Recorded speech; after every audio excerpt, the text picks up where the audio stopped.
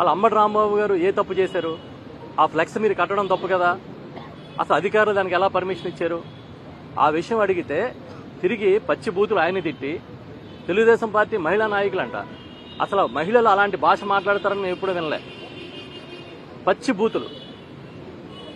బూతులు మాట్లాడుతూ అంబటి రాంబాబు గారి మీద దాడికి వచ్చి స్వయంగా స్థానిక ఎమ్మెల్యే నేనే తీసుకొచ్చాను దాడులు చేస్తామని చెప్పి ఆ స్థానికంగా ఉన్న ఎంపీ ఈ మధ్యకాలంలో రాజకీయాల్లోకి వచ్చి కేంద్ర మంత్రి అయిన మరొక ఆయనేమో సినిమా చూపిస్తామని చెప్పి ఏం చూపిస్తారు మీరు సినిమా? ఇదే సినిమాలు చూపించాలంటే నిజంగా అనుకుంటే వైఎస్ఆర్ పార్టీ అధికారంలో ఉన్నప్పుడు మీరు చాలా సినిమాలు చూడాలి. ఎంతకాలం మీరు అనగదొక్కి ఉంచుతారు?